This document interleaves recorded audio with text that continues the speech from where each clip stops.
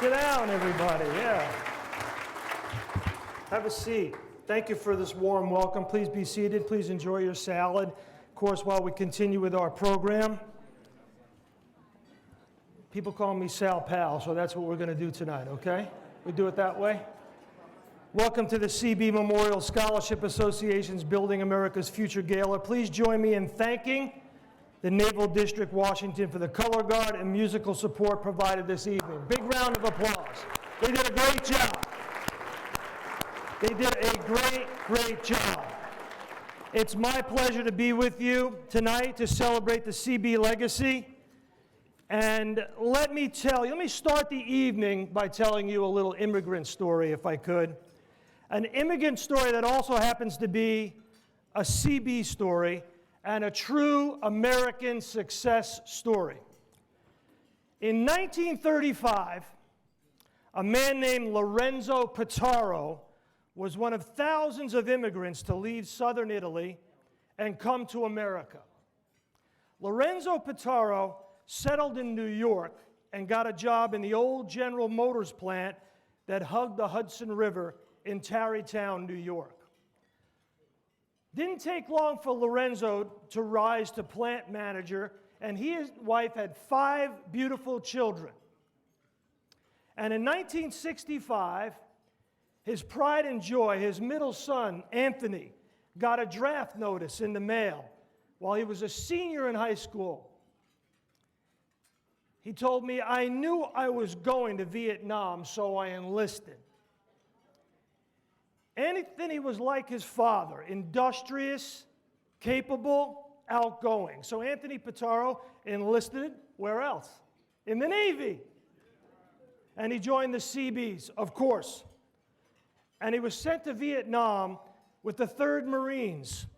The 3rd Marine Division was the first Marines to be sent to Vietnam in March 1965 to protect Da Nang Air Base, and they were the tip of the spear in the first major multi-regiment operation against the People's Army of Vietnam, known as Operation Hastings, in July 1966.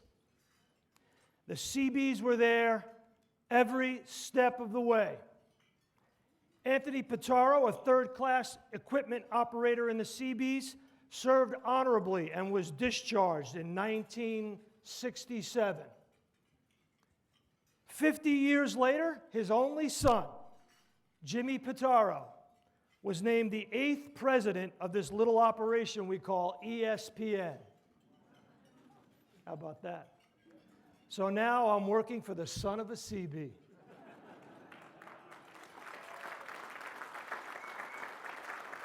Oh, you're going to have to do much better than that. I'm working for the son of a Seabee. Come on, Mr. Secretary. Woo! Hey, that's why we love this country, right? That's it right there. That's the story of America. Immigrant roots, you fight and you serve for your country, you build a family, and that family leaves a great legacy, and you become part of it. And it's my pleasure to be with you tonight to celebrate the Seabee legacy. It was on December 28, 1941, Rear Admiral Ben Morial requested specific authority to activate, organize, and man a unique and very special organization that would support Navy and Marines in remote locations and defend themselves if attacked, the Naval Construction Battalions. Not long after, all Construction Battalion personnel were officially named Seabees by the Navy Department, and Admiral Morial personally furnished them with their motto, Customus Batimius, or we build, we fight. And the logo, the Fighting Bee was created. From the construction and defense of Henderson Field on Guadalcanal to the Normandy invasion, Seabees participated in every, I can't emphasize that enough, major amphibious assault in World War II. And think about that. From nothing to being part of everything. In Korea, landing at Incheon, Seabees provided pontoon causeways within hours of the initial assault. Seabee served side by side with the Marine Corps and the Army, building and defending what they built. During the peak of the Vietnam conflict, Seabee supported the Marines and built a staggering number of aircraft support facilities, roads and bridges, paved roads, supplied fresh water, provided medical treatment, and built schools, hospitals, utility systems, and other community facilities. In 1971, the Seabees began their largest peacetime construction project on Diego Garcia, a base that accommodates the Navy's largest ships and biggest military cargo jets, and proved invaluable during Operation Desert Shield and Operation Desert Storm. I was there. I've seen it. It's an amazing facility. Served one long, hot summer there overhauling a ship in Diego Garcia. It's a marvel that only America could build. Am I right, Mrs. Secretary? Yes. Let's have a big round of applause. It is a marvel. Other navies go and see it, and they cannot believe it exists. Seabees continue to play a major role in the global war on terrorism. And tonight, in addition to celebrating the Seabee legacy, we're going to celebrate the academic excellence, leadership, and service of the Scholarship Association students and alumni.